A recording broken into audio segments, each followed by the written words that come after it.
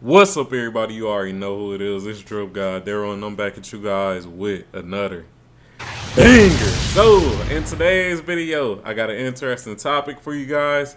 We will be breaking down the second round series between the New York Knicks and also the Miami Heat. Now, before we get into that, I do want to shout out a new subscriber. Shout out to Tony Boney Zoni 247. Welcome to the Drip God Gang. So shout out to you, and it's been a pleasure having all you guys actually just show up for these most recent videos. I think all the videos have did over 100 views, which is crazy. So shout out to y'all. Keep supporting the channel, keep watching the videos, and without further ado, let's switch over and let's get it. Alright, so as you guys know, when it comes to my series breakdowns, I always like to start off by just going through the team's regular season schedule and their matchups. So, we will be scrolling through the Miami Heat's matchups against the New York Knicks just to see how they fared against the New York Knicks. So, let's just scroll down until we actually find that matchup.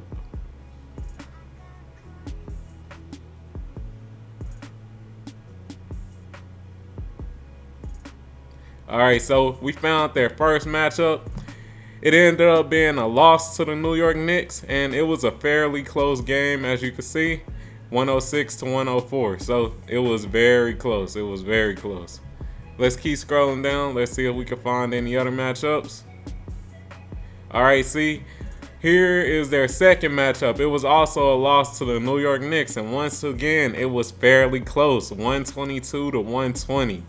So it seems like they have been losing to the New York Knicks so far, and it's all been close games. Let's keep scrolling down, and we see their third and fourth games against them. Now, their third game was actually a dub against them, 127 to 120. Like I said before, close again. And their final game was a loss against the New York Knicks, 101 to 92, as we can see.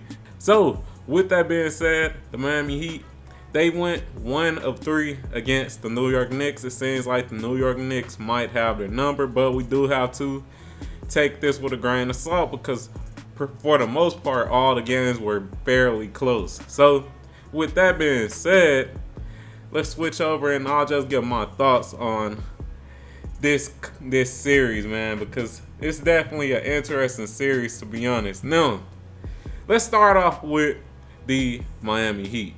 For the Miami Heat, I think the keys to them actually winning this series is just really how good Jimmy Butler could be. Because as we seen in the previous series before, Jimmy Butler, he put his team on his back and dominated for the most part when it came to that Milwaukee Bucks series. And if Jimmy Butler continues to do that, I don't think the New York Knicks stand a chance, but I don't expect that to happen. The reason I don't expect that to happen is because they are going against a New York Knicks team that has a defensive-minded coach in Tom Thibodeau. And just to bring that up, I feel like another key piece within this series will be the coaching. Both coaches are great when it comes to defense. As we know, Tom Thibodeau, for most of his coaching career, has been looked at as a defensive-minded coach and not too great offensively. But this year, the New York Knicks have been fairly solid offensively. So, hey, it's looking very great for a team like the New York Knicks this year.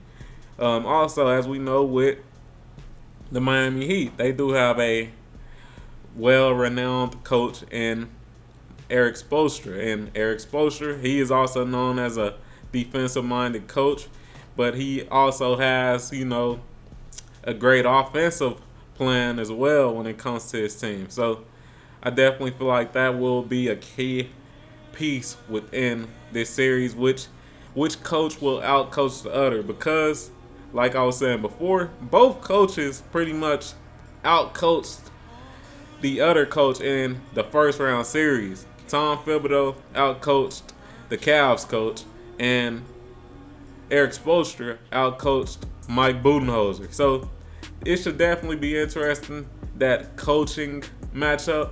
Let's see which coach makes the necessary substitutions if needed, makes the necessary timeouts when teams go on a run. It should definitely be interesting. But just to get back on the players, when it comes to the Miami Heat, if their role players are actually hitting their threes, those role players being Matt Strus, Gabe Vincent, players like that, if they're hitting their threes, this team is going to be hard to beat.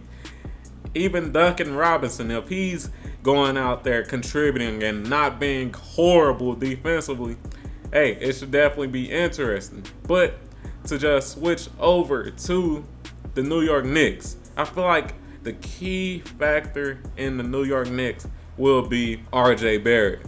Now, the reason I say that is because I feel like R.J. Barrett, he's that player that the Miami Heat don't really have a good game plan against.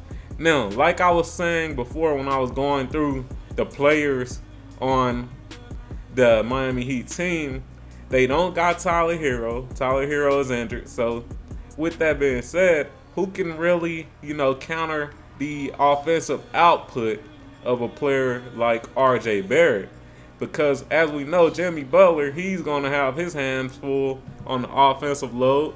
And the player who will be counteracting that is the New York Knicks star player in Jalen Brunson. Jalen Brunson can pretty much counteract that offensive output that Jimmy Butler puts out. Also, when it comes to another interesting matchup between Bam Adebayo and also Julius Randle. As we know, Julius Randle, he didn't really have a great series last series. He really didn't have a great one, and he also got injured. So I want to see how well Bam Adebayo will actually guard Julius Randle. Me personally, I feel like it's a good matchup. I feel like Bam can, really slow down Julius Randle, but it's to be seen because as we know, Julius Randle, he can definitely get you in foul trouble when he hits you with that shoulder. And hey, if Bam Adebayo get into foul trouble, it's definitely going to be grim. But as I was saying, just to get back to the main topic and R.J. Barrett, like I said, I don't feel like they really have a player that can really, counteract R.J. Barrett's scoring. And also, I don't really feel like they have a player that can really defend him fairly well. They got Caleb Martin. He's decent defensively. They also got Matt Strus, who's decent defensively as well. But I don't feel like they can really, just clamp up R.J. Barrett.